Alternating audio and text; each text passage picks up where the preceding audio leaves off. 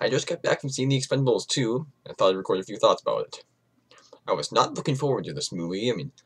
I haven't even seen the original movie. I was looking forward to the original movie a few years back until it was actually released, and I saw the reviews stating that it was basically nothing distinctive aside from the cast. So I've never actually seen that movie yet. But then when this movie came out, I heard about some of the new casting, some of the new people added into it, and I was surprised to see that it was actually getting pretty decent reviews. Basically, what the reviews were saying that it was the movie that the original one intended to be. So I thought, what the heck, might as well take a look at it. So I went and saw it with my brother tonight. And well, yeah, this is just the sort of thing you'd expect it to be. The sort of big cheesy '80s action pastiche with a bunch of actors of variable talents taking part in some action sequences of variable quality with a plot that basically serves as a link between the action sequences. Yeah, well, at this point in my reviews, I usually do go into the plot a little bit, but since there basically is no plot to this movie, I think I'll just give you the outline. Sylvester Stallone and his buddies are a bunch of mercenaries who are hired to go rescue something from a plane crash. They are robbed from the thing they rescued from the plane crash, and then they go out for revenge against the people who robbed them. That's it.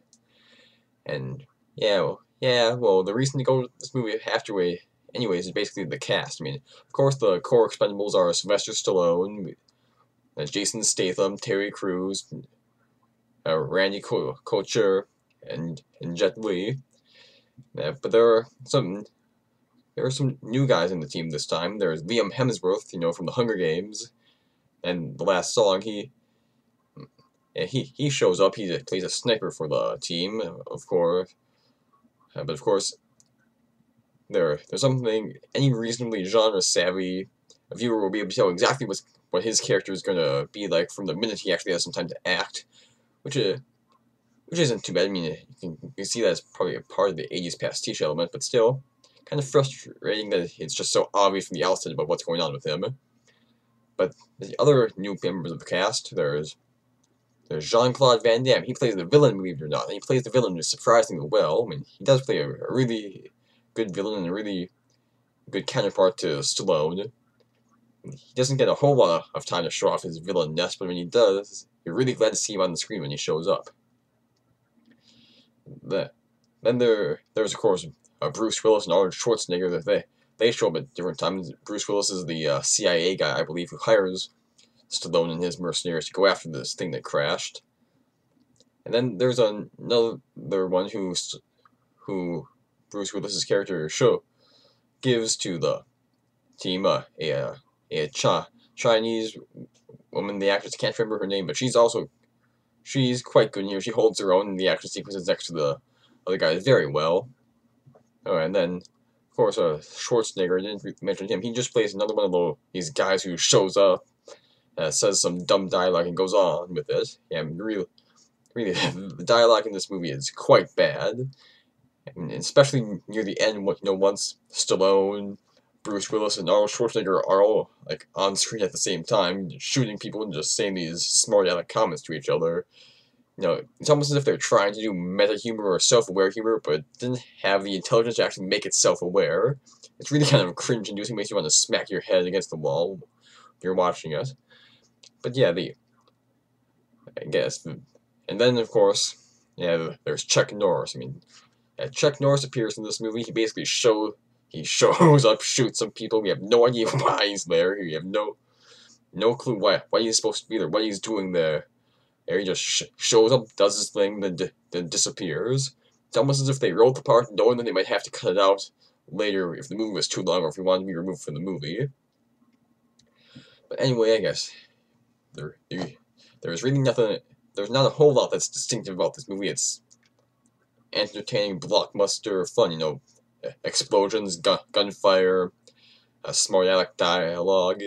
The actors do what they can. Stallone's good enough. Of course, this is the genre he's made his money in. He knows exactly what he's going for here. Although in the early scenes, sometimes he seems to be sleepwalking through some of the dialogue. But by the end, he's really getting into the whole action thing. And Jason Statham is good as always.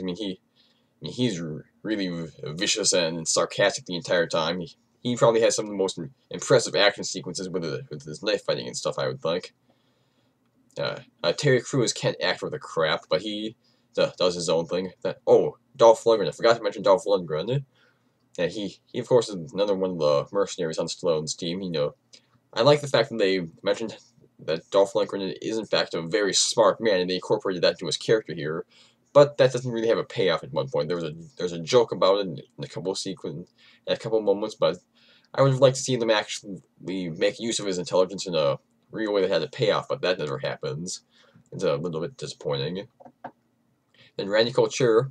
I really have no idea who Randy Couture is supposed to be. I think he's a wrestler or something, but he's basically the blank face in this thing. Like, he does some of the action things, but there's nothing distinctive about his character. Not like the big burly guy that's Dolph Lundgren, or a Stallone who's Stallone, or Jason Statham with his knives and his brass knuckles, or Terry Crews with his big gun and then probably the most overtly comedic lines. There's really, like those guys, there's really nothing distinctive about the Randy Couture character. He really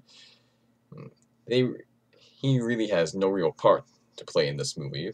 But still, if you're in for some old-fashioned, 80s gunfire explosion sort of thing, there's lots of that. All the action sequences are pretty well done, especially some of the fist fighting ones. I mean, the gun sequences are done well too, but lots of those do tend to have those moments where you wonder, how did those guys know they were going to be there? I mean, what are they doing? How did they know that they're going to be behind that frosty glass and stuff like that? You're not really supposed to ask the questions about how cars were able to turn around and go to the other side of the building, or how they were able to chase down the planes or stuff like that. You're not supposed to ask those questions, but hey, I can't help it. I do.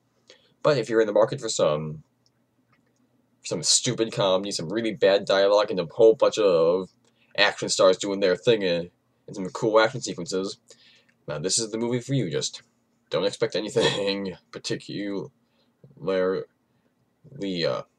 deep or even revolutionary about it. It's the Expendables 2, I guess.